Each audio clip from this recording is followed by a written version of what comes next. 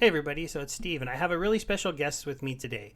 He's known as Banana King from the Ape Heroes project, and you might see that he decided to show off his very cool legendary villain that I'm sure he owns. And this is a really fun project that I like very much. I was really glad he took the time to come and talk to me. I'm still getting new at this whole interviewing stuff, but it's a lot of fun to be able to sit down with people, talk to them about their projects.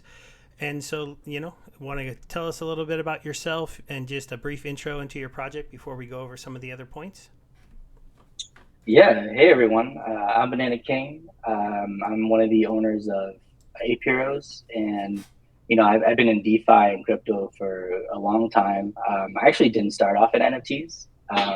If you've heard any of my AMAs, it's always been that our team actually was heavily into DeFi.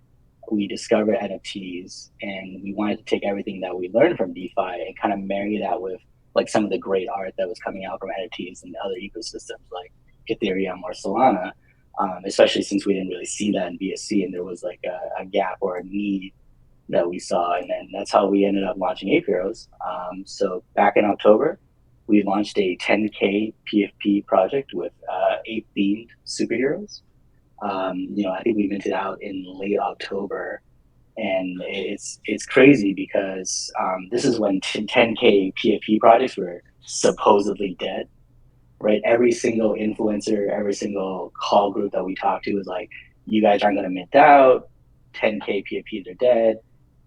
No one cares about NFTs on BSC. And we really set out to basically, change that narrative, right? Or to test that narrative. So when we were about to launch, and Steve, I don't know if you were there for Mint. I was there for Um, mint, and, okay, cool. and I minted 10. Okay, And my awesome. first mints were like in the, I want to say 500 range. Oh, wow. Okay, so you were really early then, Yeah, yeah. because and if you remember, our mint was kind of like we had to delay a day because the BSC network was, people couldn't even bridge money. It was intense. Right? We got like, I don't know, like 50 or 60 DM being like, can you guys delay? Like, no one can get money over to BSC right now. And for us as a team, we're like, okay, yeah, I mean, like, if at the end of the day, we want to make sure that this is successful. So we delayed it a day. And then, we were trying to launch our DApp and everything. And then the BSC network just, was still acting Woo! up. So we just said, Coffee. forget it. Let's just go with the contract. And we had to teach people who never interacted with an NFT or even, a crypto contract before to learn how to basically connect their wallet, go through different functions, enter different values to be able to, hopefully successfully mint, right? And we thought, oh my God, like if we have to go through this route, we probably won't mint out, right? Like we might be dead in the water. But crazy enough, we minted out in about 7 to 8 hours, which I think kind of just blew everyone's mind.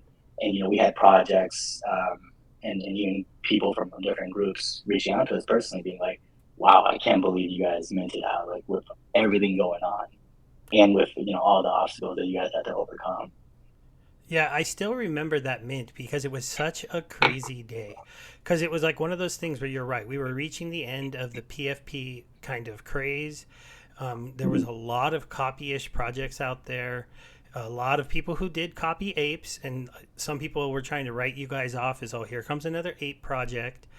Mhm. And I kept looking at it and I'm like, well, there isn't really a successful one on BSC. And these guys are doing something that nobody else I've ever seen done at that point in a mint with the reflection rewards you planned in. So I was like, I could take a flyer and try to mint early. And if it mints out, I'm going to end up getting like half my money back. So that's Yeah. why I was there and I minted about as quick as I could. Yeah, yeah. It's fun. It's great that you brought up the reflection because we kind of put that in there. That it is a DeFi thing, right? Reflections. If anyone's ever bought a shitcoin, you know about reflections. Um, so that's what we love. We love DeFi so much that we really wanted to gather all the fun aspects of it and really combine it with our project. And yeah, reflections was a huge draw. Obviously, our marketplace, which we can talk about after, like getting the rewards from that from holders. And then what I think a lot of people really love was the original minter royalty, right? If you were the original minter of that ape for the lifetime of our project, actually forever, right? Since it's crypto on the blockchain, every time that ape got sold, at least to our marketplace, you gain 7% of that sale, which, I don't know, not a lot of people were doing that, right? Like they were always just like either, I don't think a lot of people were doing reflections either. No, Um, I hadn't seen a reflection thing either, which was really cool because your most loyal fans who got in on day one at the beginning, and it wasn't something that minted out in like an hour. They got a lot of their B&B back based on the fact that you got a part of each sale that came after. On top of that, you have that 7% royalty reward built in so that if I ever sold an ape, I would get payback on that, even if it got flipped later on for a higher price. My rewards there are still at zero because I haven't sold any of them. I've only bought more apes from the marketplace. there was actually some people made a lot of money because we also gave out $80,000. Oh, you know I what? I forgot about the big rewards because Yeah. I didn't win one, so it didn't stick with me. Oh, But yeah, that yeah. was I another remember. exciting thing you did. And then to go from that, and to get into your project, to know about the royalty reports, and we kind of knew that there was going to be a marketplace that you would have. And at that time on BSC, there wasn't a really good NFT marketplace in my mind. I still almost feel like today that like the ones that are out there, I have not been that impressed with them. So I really think you guys have a really good marketplace, and it's getting ready to start growing. But you did something else that was really unique in your project, and instead of doing what a lot of other projects do and go, "Hey, we sold 10,000 of these," let's put together a little roadmap, and then let's go ahead and just um, get a few, do another mint. You instead went the route of doing something that not a lot of people have ever done before, and that's creating your villain series. So instead of minting a new mint, you put a burn mechanic in there to make your original PFP NFTs even more rare, basically. Exactly. Yeah, we had some people like from the community were like, "Oh, just release villains as a new another 10K PFP project," and we're like, "No way!" Like that one would do a disservice to our hero holders, right? Because we're increasing the supply of apes. And two, that's just not fun, right? And I said since the beginning, like in any of the AMAs, the reason we do ape heroes, the reason we built it was to also have fun, right? What's the point in running a project if you can't jive with like your community or do fun things like we just did with our dinos. But for villains it was something fun too. It's just like you had to pick an ape to essentially get rid of to get your new thing, right? So it wasn't an easy thing. It was just like clicking a mint button, but you actually had to make a conscious decision like, all right, like I minted this thing, I'm getting rid of it, but hopefully I get something better. It's kind of like opening another pack of cards, right? Or re-rolling or mulliganing essentially. Yeah, and it's also incredible because it also flipped on upside on its head the whole idea of rarity. Because when you mint that first 10,000 of them, you had your different rarities and everybody knew how many of each one there was. But then all of a sudden they start getting burned away. And what naturally happens when you do that is people go, "Oh, I'm just going to burn away all my common apes." But now I go check out your marketplace, and the lowest listed apes for sale are rare because there's hardly any common ones left and uncommon ones left because they all got burned first. So Yeah. all of a sudden you have these staking pools that you guys have created where Mm. the very common and uncommon apes, the amount that are out there to stake into those pools while they're lower rewards, you're like, that's not bad. I'm not getting a bad return on this common NFT. So it's a pretty crazy thing to think about. And then on top of that, recently you guys launched your dinos, which came out. And again, how much did you sell those for? I forgot. The dinos? Yeah. We actually, well, they were claimed for free, right? We Oh, actually that's gave those away right. for free. That's right. They were Yeah, free, just a reward because we had already got into the project, right? So once yeah, again, you didn't go for the money grab. You didn't go for the hey, let's mint out a companion piece like some pieces do and go, okay, come buy your companions. You went, yeah. no, we're gonna create these companions that are going to be part of our overall ecosystem we're building for. And oh, you've already got an ape, so you already get a companion. And so I thought that was really unique. And it's something that reminded me why I like your project so much. You guys aren't looking to nickel and dime us um, Instead, you're looking to really build a community by keeping it fun and unique and driving more value and giving us extra things. And then you do a ton of promos because there's a couple other items that you can get within your ecosystem, but you can't really buy them, right? Yeah, so these special items, and we'll call them special because one, they're extremely limited, right? I think and correct me if I'm wrong, it's a lot of things I have to remember, but I know gauntlets, I believe, are at 2,500 supply or 2,000 supply, and then the cosmic cubes are 2,000 or vice versa. But yeah, everything that we do, we don't just, for us, everything that we do is very purposeful, right? We're not just trying to release things or put out gimmicks just for the sake of it, right? So like with our gauntlets, when you were minting our original Heroes mint, anybody who minted, I believe, 5 or more, or 10, I forget, I they were think it was airdropped. 10. And you guys were really cool. Like a quick little story. Be- because back in those days, I was being cautious. I minted one and then nine. And the original stance was you had to mint 10 in one transaction. But I wasn't the only person that decided to test your contract before doing the big mint. And you guys reversed that and just made it so that if you minted at least 10 of them, you got one gauntlet, I think, originally. Yeah, yeah, yeah. And we just, at the end of the day, like we're like you said, we're not trying to nickel and dime anyone. Like you mint 10, you mint 10, right? Regardless if you do it one or another, it's fine. We just wanted people to like save on gas fees because you mint at once, it was less gas versus doing one at a time, right? Or multiple at once. So we didn't want to punish anyone just for wanting to test, make sure the contract works properly before kind of going for the hail mary, right? Essentially. Um, but yeah, like I said, for things like gauntlets or cubes, they'll never be mintable, very limited supply, and they will always have utility and eventually more utility in our ecosystem. We won't forget about like gauntlets, right? Everyone's like, "What does a gauntlet do?"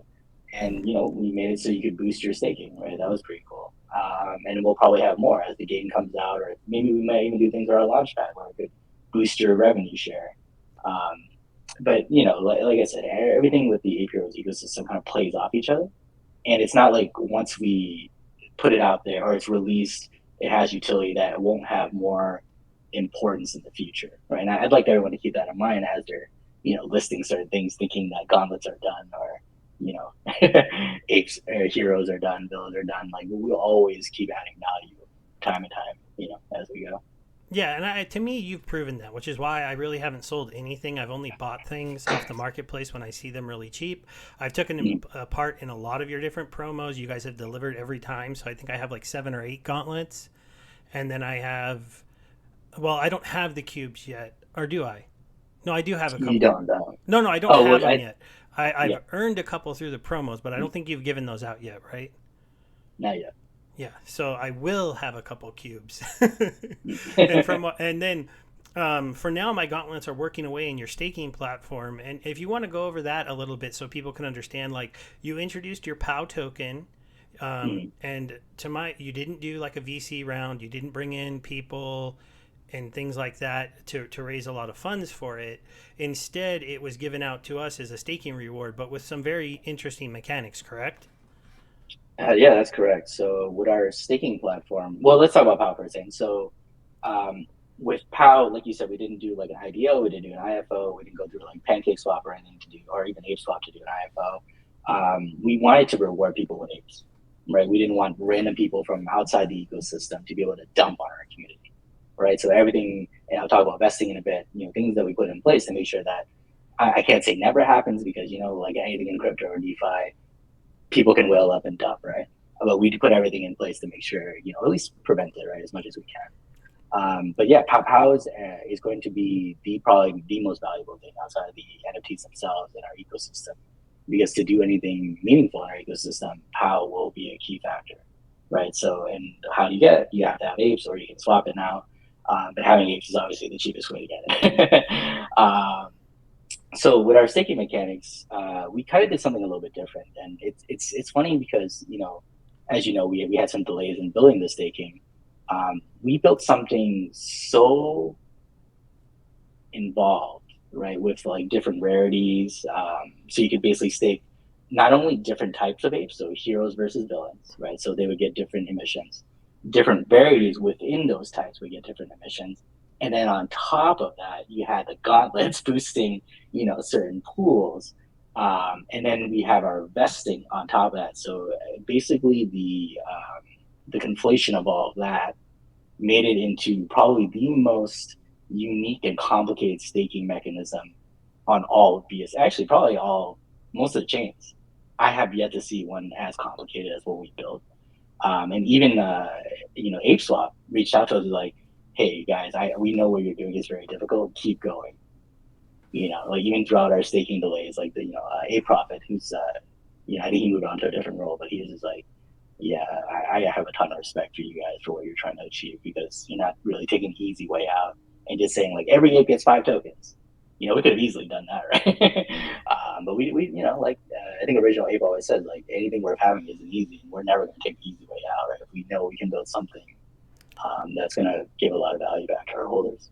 Yeah, it was an amazing idea for a token, and I remember reading it and covering it at the time and trying to explain to people how it was going to have this staking feature and this vesting feature, and how I was going to have to stake my apes, and then as soon as you get them staked, even if you have a ton, there becomes the waiting game of waiting games because you accrue this balance, and then when you do that first claim, you lock up a ton of tokens for a long time, and every day you wait a little bit more, you get a little bit more tokens, and I actually did my first claim right as dinos came out. which was kind of funny because I had gotten a little bit airdrop to me because you did a little bit of an airdrop, Mhm. and then I just vested those guys and I let them sit and sit and sit, and then I finally said, "Uh-oh, I need my POW tokens," because you guys, of course, built in a mechanic and a use case with dinos for the token. Mhm. And that's not the only use case, but we'll get into the collab exchange in a minute. But when you launched the Dino thing, they were free to claim, but to give your token a little bit more use case, you built in a little fun, like addictive thing for your users, making me spend all my POW. I had to go buy more. Yes, it worked. Yeah, yeah, yeah. I mean, we always told everyone like, we're focused on building utility. We're not just throwing a token out there to appease anyone, but rather everything we do is going to be based around that token. So, if you want to hold it, you want to hoard it, you know, great. But if you want to spend it, we're going to make sure that you spend it well. Yeah, and so that kind of leads us into the next area. You guys went out and you built something very unique, and you started doing this before the page was even live, and that's you gave it some usability to let us get into some other projects, and that was the collab exchange that I've shown in a lot of the videos. Not listed on that exchange is my favorite collaboration because you got me onto the Ooze project that 5x'd Yeah. for me. Um, but in general, you're how do you guys go about like getting your partners for that? Do you want to talk about it a little bit and remind people how like it's almost impossible to get on some whitelist, or you have to like jump through like a bajillion Mm. lists? I have to go to a Discord and I got to like this many things and I got to talk every single day and I got to reach level like 12 in their Discord, or I could spend 100 or 200 POW tokens and just be on the list, which is really, really a unique feature set and an extra, use case for the token. Yeah, you're actually correct, right? So to get into whitelist or exclusive whitelist, or even getting OG spots, right? Like, how do you really get an OG spot? You have to be early enough, right? If you're not early, then you kind of just miss out. And we actually give those opportunities as well. But for the whitelist, yeah, there's a lot of Discord grinding, right? I think that's the terminology a lot of people use. Basically, you just have to go in and fake chat, right, to level up in a Discord to even have any glimmer of hope, right, to get a whitelist. But even for us, it's a little hard, right? Because like, we're not just trying to get a whitelist on BSC where we actually have a brand, right? We're trying to go to other chains who know nothing about Ape Heroes, right? Who don't even have a target audience on BSC, right? They're on like Solana, Ethereum, Arbitrum, um, whatever other chains are, Phantom. And it's hard for us to go. It was in the beginning. It was hard for us to go out and be like, "Hey, we're launching this brand new thing. It's a collab exchange. No, we're not just giving out your whitelist. It's kind of gated behind like a purchase, right? Like or a raffle. Like they have to our holders who are real people, right? They're not just random bots on Twitter that are just joining and getting a whitelist and maybe forgetting about it, but rather these are real investors and they're, loyal investors. But we're also not just going to take on any project, right? We're going to vet you out. But in the beginning, it was hard, right? Because we had to do all that, but also for chains that didn't know who we were. So they were like, nah, we're not going to partner with you guys. We don't know who you are. You're on BSC. No one's on BSC. So it was a little hard, but once we got like the first, I would say like 5 collabs, people started believing more and more. So now that when we reach out, it's a little easier. But yeah, all people have to do now is just go on our collab marketplace. Either you'll get auctions, sometimes you'll get raffles, sometimes you can buy the whitelist just straight up. And the cool thing, which is probably a future roadmap thing and an alpha, is we're going to allow anyone to be able to create their own auction or raffles for their own NFTs. So like if you have, like, say your Ooze Finance NFT, right? Put that up, you want to auction it. We're still, nothing's set in stone yet, but we don't know if we want to do 100% POW, or you can switch between POW, BNB, BSC, whatever you want. But we take a certain percentage of that and then, we burn it, or, we'll do something with it. But if it's obviously BNB, we'll buy our POW and then we'll burn it or something. Right? But It's funny because this is one of those great minds think alike for me moments, because I came to somebody on your team. I don't remember if it was you, but I was like, man, it would be really cool if I could sell some of my Splinterland assets on your collab exchange, because Splinterlands does have their token on BSC and they have some connections to it. So most users are on it in some way or another. And I was like, it would be so cool. I could do these promotional videos where I'm like, hey, come over here and check out the APRO's project. And I'm selling this like really valuable card, on an auction for, those of you who will jump through the hoops needed to actually bid on it. And you were like, oh yeah, we're working on that. Yeah, so we've actually been building or working on the infrastructure for that, because you've seen a lot of like Original Apes messages about building infrastructure, or improving our infrastructure and improving the collab marketplace. This is kind of where it's all coming into play. Obviously, like, there's things that we need to make sure that work first before we can announce them, right? Like, that's kind of how we've been trying to structure our announcements. But yeah, well, anybody in the BSC ecosystem, or actually anyone in any ecosystem, can come to APROs, right? Create their own self-service raffle or auction, and you can have a customized link you can share anywhere. There'll be like a landing page for it. We'll design something that is going to convert well, right? Because we are UI UX people. But I think what we've been talking about is a bigger kind of thing, right? A bigger vision. So like, let's say we have all these people are creating all these raffles and auctions. They're sharing it, right, with the APRO's brand everywhere, like literally plastered all over it. So like now we have people kind of shilling us, but not really shilling us, right? So it's kind of more organic shilling, right? And also, like, if you take the Web2 model of ads, other projects can come and buy some ad space on our, these pages as well. And we could even give a portion of the revenue generated back to our holders, right? So that's another financial incentive or value that we can give back to holders. So these are things that we're always thinking of, right? Like, let's not just build one thing, but let's see what's the bigger vision, and how can we build even more value off of something that you think is already cool, but we could even blow it up even more, right, to produce even more value for all of our holders. And even some of the cool things could be like holders, or anybody with a gauntlet, or anybody with a hero can get less fees, right? You get less fees for being a holder or something. So these are incentives we can build just for you being a holder. Wow. Well, that's a little bit more of a leak too. I don't think I'd heard that anywhere before. So yeah, we haven't really told anyone that. So on top of all of that stuff that you guys have going on, you also are finally starting to do something I think you talked about early on, but took time to kind of establish yourself and make sure that your first projects you partner with are quality. Because I can tell you, I've seen people launch, make a launch pad and launch the wrong project, and it hurts their credibility if it's terrible. Because they're like, why would you get me into this project that just, rugged me, or was had terrible tokenomics, or just was super bad. But you do have your first couple partners coming up for your launch pad, where are they gonna launch through your marketplace, or do you want to go over those a little bit and how it's gonna work?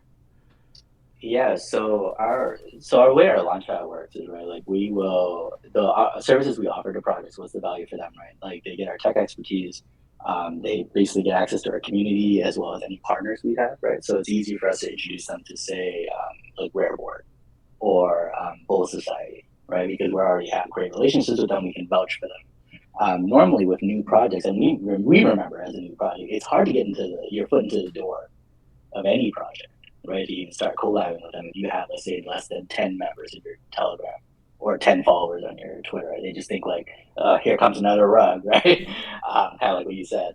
Um, so it actually took a lot for, Deegan Flip and LukeQuest to get through our doors, right? We talked to them, we had a VC with them, try to understand kind of where they were going with it. At least with LukeQuest, the art convinced me. I love their art, to be 100% honest. Besides the game, I mean, I think the art is just very unique. DGen Flip just seems fun, and I think for BSC being at least I consider it a DGen chain. I think it's a pretty good fit, but they're also doing cool things where they're building like branded games for other projects, right? They're not just trying to build their own game, but rather, really kind of spread out throughout the ecosystem. Like for us, we're always looking for projects that are trying to do more than just mint, Yeah. right? Or just slap together some roadmap like, oh, T-shirts or giveaways, or we'll sweep this project if you mint. We'll use the funds to sweep all these projects. That's our roadmap. Not that not saying it's bad for anyone, but like we just like projects that are, or we gravitate more towards projects that are trying to do something a little bit more unique. So usually when we talk to these launch pads, we kind of negotiate like, okay, here's something we need from you. We need some whitelist spots or OG spots, whatever you're willing to give, but we need some. We need a percentage of the mint revenue. We're going to keep your mint revenue in escrow, right? So you can't just run off with it, right? So there's some time, and then we haven't really talked about that in the community, but we've been thinking about ways that we can kind of put some rug measures in place, right? Like someone can't just run away with the mint money and not deliver on anything, right? So like we could have vesting on our escrow, right? It's like, okay, you get 25% when there's certain milestones or whatever it may be. So we can kind of put things like that in place, but at least with Deegan Flip and LukeQuest, we're keeping it a little bit loose just because they're our first. We want to make sure it goes well. But we have talked to the team, and we are auditing their tech, right? Their code as well, and as well as building. If you listen to the AMA, we're building a resolver, at least the Chainlink competitor, essentially, for Deegan Flip. Because if anybody's ever used Chainlink, it's not really cheap, especially when you use it in like a game setting, when there's multiple calls that need to be made to get a random number or a random value. So we're doing that, and a lot of the tech that we're building, right, for our Launchpad partners, we can leverage for more Launchpad partners or even licensing, right, or as a subscription model, which is another financial kind of thing that we can have for our holders. So everything that we're trying to build is always kept in mind, is like, how can we make money for our holders, right? Yeah. Like floor price aside, I think, to me at least, I believe like you can artificially inflate floor prices. Like you just need one sweep, right, and like it'll go up. But if you want to sustain a good floor price, you build enough value for your holders where they don't want to let go of their NFTs, right? A big part of that is making them money. If I'm holding my ape and I'm making money, why the hell would I sell it, right? So that's kind of been our goal. It's not about artificially pushing our floor price up, but rather how can we organically grow it and sustain it over time. A lot of it is how do we make money for our holders.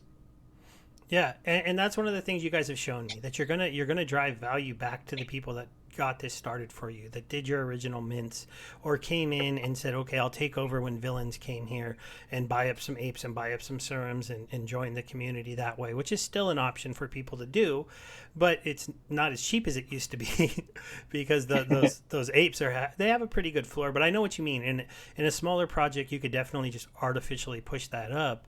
And obviously, you guys are earning that title of builders of Binance in my mind, because, like you said, you're building that. And what, if anyone who doesn't understand it, basically, Deegan Flip is going to be a bit of a gambling type game almost, where you're gonna bet on literally like flipping a coin, I believe, or something of that nature. Don't quote me perfectly on that, everyone. I'm still looking into these projects, but if you're going to gamble, you need to verify that the results are accurate. Or even if you're playing some kind of RPG game and dice needs to be rolled in the background to see if I win a fight or lose a fight, I want to make sure that dice roll is verified.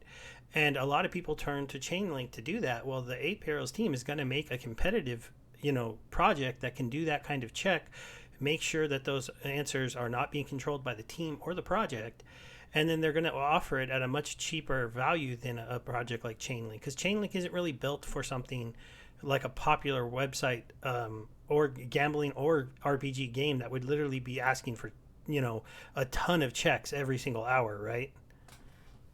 Exactly. Yeah, and I don't want anybody to think that we're trying to build like a chain link, right? We're just building tools for our launchpad partners so that way they can leverage them and we can make some revenue off it as well. Like, we don't want to be the next chain link or Yeah, yeah. as big as them. Yeah, That's not our that's motto. not what I was trying to show them, No. but I was trying to show that you were building a tool that's gonna not to go compete with Chainlink for what they do, but be able to provide a service to people that need, a verification source almost, Exactly. and they'll be able to turn to you guys. Okay. So with all of that that's going on, you had a pretty big announcement recently. You got your liquidity pair and liquidity rewards going on the ApeSwap platform, correct? Yeah, so we had a random team community member add liquidity prior to our LP staking. Then we recently launched the LP staking of POW BNB. So anyone can go into ApeSwap, provide liquidity, or get LP tokens from ApeSwap and be able to stake it on the Ape Heroes site to start yielding POW. Yeah. So now the PFP project is started by the kind of DeFi guys is really looking like a DeFi project almost. Yeah. It's funny because we put in our submission to CoinGecko and CMC, CoinMarketCap, and we were looking at each other like, I don't think we're an NFT project anymore. but but you are building towards something that would make you a lot more of an NFT project when people look at you, because I do know that it's still on the roadmap to get a P2A game out that's going to be using, the ape heroes, the ape villains, the dinos, possibly the gauntlets. I know the cosmic cubes are supposed to be involved within that, and there's not a lot out there. So any alpha you want to drop about your game? Yeah, I'll say this: it's not going to be one big release all at once, right? And I don't want people to think that because that could actually take a year or so, right? I mean, if the way we test and really check our code, the way we want to do is kind of build like mini games that kind of come together. And we kind of need to plan it out so it's done well, right? We're not just trying to throw stuff out there and hopefully, in the end, it looks somewhat cohesive. So like, for example, I'm not saying we're doing this, but in my mind, I would love to see some dino fighting. But we had just dino PvP just as a small game to get out there first, right? And then you could level up your dinos. You could buy them armor or weapons or whatever. I think that'd be kind of cool. But that's just my own personal wish list. But, we'll see how the dev team feels about that. But then as we start building out missions and quests and boss battles, if we have boss battles, at the end of the day, it's like we want to build something fun, but at the end of the day, we know people also want to make money, and that's the end point of PTV, right? At the end of the day, so we have to balance like having fun, but also having a structure and making sure the tokenomics and everything kind of makes sense. Yeah, for sure, and that's important because I think that's what really separates a popular game and a fun game and and something that fails. Because like two really good examples to me are like Thetan Arena and Peg Axie, which came out of the gate on fire, but had very bad tokenomics, and now both of them, their tokens are just worth almost nothing. But the game is still kind of fun if you just want to play the game or watch a horse race. So it's kind of like there's so much to build in there, and you have to make sure you do it right. Because if you do it wrong, someone can whale up and ruin your token. So many different things can happen, and I've seen that with a lot of people that rush their games. And I don't think you have to rush when you guys are releasing as much stuff as you're doing. I mean, when I compare you guys to Alien Worlds, I believe they came out before you, and I wouldn't call their game a game yet. So I do appreciate you guys continue to give us stuff, keep the community really engaged. You keep showing us what you're getting done, what you're building, everything that so far has worked without any major issues besides delays. You've had a few delays, but I mean that's going to happen in programming. So Being from IT, I understand that a lot, but overall, I really, really feel like you guys have done a really good job driving value back to your holders. And that's why I don't think there's like, a bunch of apes just sitting there at like point 0.1 BNB because people just want to get out of here and things like that. So it's been great talking to you today. I hope you had a good time. Is there anything you want to leave us with? Um, I think for me, it's like an appreciation, right, for our community. As much as you can build all you want, right, but if you don't have a strong community behind you, I don't think you're going to make it as a project, right? I do believe that a lot of our success is owed to OG holders, our strong community, especially you, Steve. I mean, I know you've been around for a long time, and you've supported us, stuck with us, and even through, I think that's when if you have a great product, right? Like when you have people sticking with you through the dark times, not just on the bull runs, right? That's when you really know you have something really special.